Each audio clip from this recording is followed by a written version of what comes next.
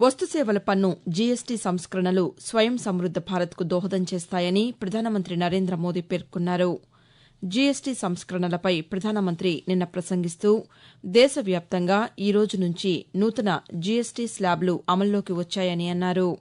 देश में जीएसटी बचत उत्सव शुरू होने जा रहा है. इस जीएसटी बचत उत्सव में हमारे देश के गरीब, मध्यम वर्गीय लोग, न्यू मिडिल क्लास, युवा, किसान, महिलाएं, दुकानदार, व्यापारी, उद्यमी सभी को ये ఇటీవల జరిగిన జీఎస్టీ కౌన్సిల్ సమావేశంలో తీసుకున్న నిర్ణయాలు పేద మరియు మధ్యతరగతి ప్రజల జీవన ప్రమాణాలు మెరుగుపరిచే విధంగా ఉన్నాయి.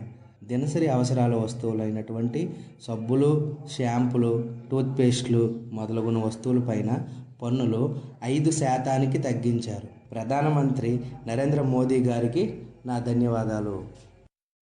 ఇదిలా ఉండగా ముఖ్యమంత్రి నారా చంద్రబాబు నాయుడు జీఎస్టీ 2.0కు సంబంధించి తెలుగులో విడుదల చేసిన అన్ని జీవోల సంచికను గుంటూరు జిల్లా ఉండవల్లి క్యాంపు కార్యాలయంలో ఆవిష్కరించారు. అనంతరం సంబంధిత అధికారులతో రాష్ట పన్నుల విధానంపై సమీక్ష నిర్వహించారు. ఈ సందర్భంగా ముఖ్యమంత్రి మాట్లాడుతూ జీఎస్టీ సంస్కరణలు ప్రజల ఖర్చులను తగ్గిస్తాయని చెప్పారు. ఈ కొత్త జీఎస్టీ విధానం ద్వారా ప్రతి ఇంటికి, రైతులకు, విద్యార్థులకు, వివిధ రంగాలకు ఎంతగానో ప్రయోజనం చేకూరుతుందని తెలిపారు. ఆంధ్రప్రదేశ్ పరిపాలనా సంస్కరణలు, ప్రజా ఫిర్యాదుల విభాగం, డీఏఆర్పీజీ ఎలక్టానిక్స్, సమాచార సాంకేతిక మంత్రిత్వ శాఖ సంయుక్త ఆధ్వర్యంలో విశాఖపట్నం వేదికగా ఈ రోజు, రేపు 2 రోజుల పాటు 28వ జాతీయ ఈ గవర్నెన్స్ సదస్సు జరగనుంది. Viksit Bharat, civil service, digital transformation ఇతివృత్తంతో నిర్వహిస్తున్న ఈ సదస్సును కేంద్ర శాస్త్ర సాంకేతిక శాఖ సహాయ మంత్రి డాక్టర్ జితేంద్ర సింగ్, ముఖ్యమంత్రి నారా చంద్రబాబు నాయుడు ప్రారంభిస్తారు. ఈ నేపథ్యంలో సదస్సుకు సంబంధించిన అన్ని ఏర్పాట్లను పూర్తి చేసినట్లు విశాఖపట్నం జిల్లా యంత్రాంగం తెలిపింది. ప్రజాసేవ, సుపరిపాలనకు ప్రాధాన్యమిస్తూ ప్రధానమంత్రి నరేంద్ర మోదీ నేతృత్వంలోని ఎన్డీఏ ప్రభుత్వం భారత్ను అభివృద్ది చెందిన దేశంగా మార్చి దేశవ్యాప్తంగా పట్టణాలలో రవాణా సౌకర్యాలను కేంద్ర ప్రభుత్వం ఎలా మెరుగుపరిచిందో ఈరోజు తెలుసుకుందాం. భారతదేశంలో మెట్రో ఇకపై కేవలం రవాణా మాధ్యమంలా కాకుండా దేశ వృద్ధికి ఒక కీలకమైన జీవనాడిగా మారింది. ప్రధానమంత్రి నరేంద్ర మోదీ నాయకత్వంలో భారతదేశం ఇప్పుడు ప్రపంచంలోనే 3వ అతిపెద్ద మెట్రో నెట్వర్క్గా నిలవడంతో పట్టణ రవాణా విస్తరణలో దాని వేగవంతమైన పురోగతిని ప్రతిబింబిస్తోంది. ప్రధానమంత్రి నరేంద్ర మోదీ ఇటీవల కోల్కతాలో మెట్రో రైల్వే ప్రాజెక్టులను ప్రారంభిస్తూ 2014కు ముందు దేశంలో 250 కిలోమీటర్ల మెట్రో మార్గాలు మాత్రమే ఉన్నాయని, నేడు భారతదేశంలో మెట్రో నెట్వర్క్ 1000 కిలోమీటర్లకు పైగా విస్తరించిందని తెలిపారు. 2014 से पहले देश में सिर्फ 250 किलोमीटर ही मेट्रो रूट था. आज देश में मेट्रो रूट 1000 किलोमीटर से भी ज्यादा का हो गया है. ये सारे काम ईज ऑफ ट्रैवल को बढ़ाने वाले हैं. साथियों, 21वीं सदी के भारत को 21वीं सदी के ट्रांसपोर्ट सिस्टम की भी जरूरत है. పట్టణ ప్రాంతాల్లో ప్రభుత్వం ప్రతి పౌరుడికి నాణ్యమైన గృహాలను పొందే గౌరవప్రదమైన జీవితాన్ని అందిస్తోంది.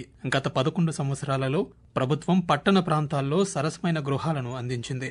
అందులో భాగంగా 1,16,00,000కు పైగా ఇళ్లను మంజూరు చేసింది. ప్రయాణికులకు మెట్రో సౌకర్యాలు కల్పించడం నుండి ప్రజలకు ఇల్లు కేటాయించడం వరకు ప్రభుత్వం పట్టణ ప్రాంతాల్లో జీవన ప్రమాణాలను పెంచుతోంది. ఆంధ్రప్రదేశ్ శాసనసభ వర్షాకాల సమావేశాలు తిరిగి ఈ రోజు నుంచి కొనసాగనున్నాయి. ఉదయం 9 గంటల నుంచి సాయంకాలం 5 గంటల వరకు ఉభయ సభలు జరగనున్నాయి. ఈ రోజు శాసనసభలో వ్యవసాయంపై లఘు చర్చ జరగనుంది. శాసన మండలిలో వస్తు సేవల పన్ను జీఎస్టీ హేతుబద్దీకరణపై ఆర్థిక శాఖ మంత్రి పయ్యావుల కేశవ్ వివరణ ఇస్తారు. ఆంధ్రప్రదేశ్లోని విజయవాడ ఇంద్రకీలాద్రి శ్రీ దుర్గా మల్లేశ్వర స్వామివార్ల దేవస్థానంలో దసరా ఉత్సవాలు ఈ రోజు నుంచి ప్రారంభమయ్యాయి. ఉత్సవాల్లో భాగంగా శ్రీ కనకదుర్గమ్మవారు ఈ రోజు బాలా త్రిపుర సుందరీదేవిగా దర్శనమిస్తున్నారు. ఈ రోజు నుంచి ప్రారంభమైన ఈ ఉత్సవాలు అక్టోబర్ 2వ తేదీ వరకు జరగనున్నాయి.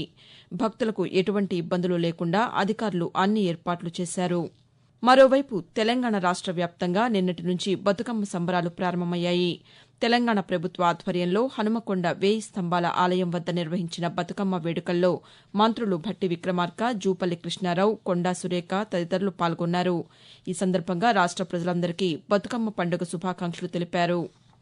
ప్రధానమంత్రి నరేంద్ర మోదీ 75వ జన్మదినోత్సవం సందర్భంగా ఉత్తమ నాన్ ఫీచర్ చిత్రంగా జాతీయ పురస్కారాన్ని గెలుచుకున్న చలో జీతే హై చిత్రాన్ని ఈ నెల 17వ తేదీ నుంచి దేశవ్యాప్తంగా సినిమా హాళ్లలో ప్రదర్శిస్తున్నారు.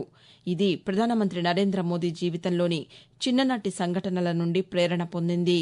విశాఖపట్నం ఆసియా కప్ 2025లో భాగంగా దుబాయ్ వేదికగా భారత్ పాకిస్తాన్ జట్ల మధ్య సూపర్ 4 విభాగంలో నిన్న జరిగిన టీ20 క్రికెట్ మ్యాచ్లో 6 వికెట్ల తేడాతో పాకిస్తాన్పై భారత్ విజయం సాధించింది. టాస్ ఓడి ముందుగా బ్యాటింగ్కు దిగిన పాకిస్తాన్ 20 ఓవర్లలో 5 వికెట్ల నష్టానికి 171 పరుగులు చేసింది. అనంతరం బ్యాటింగ్కు దిగిన భారత్ 18.5 ఓవర్లలో 4 వికెట్లకు 174 పరుగులు చేసి విజయం సాధించింది. వాతావరణం ఉత్తర బంగాళాఖాతంలో ఈరోజు అల్పపీడనం ఏర్పడే అవకాశముందని, ఇది పశ్చిమ వాయువ్య దిశగా కదులుతూ శుక్రవారం నాటికి వాయుగుండంగా బలపడుతుందని అమరావతిలోని వాతావరణ కేంద్రం తెలిపింది. దీని ప్రభావంతో ఆంధ్రప్రదేశ్లోని పలు ప్రాంతాల్లో మోస్తరు నుంచి భారీ వర్షాలు కురిసే అవకాశముందని వాతావరణ శాఖ పేర్కొంది. మరోవైపు తెలంగాణలో ఈరోజు రేపు మోస్తరు నుంచి భారీ వర్షాలు కురిసే అవకాశముందని హైదరాబాద్ వాతావరణ కేంద్రం వెల్లడించింది.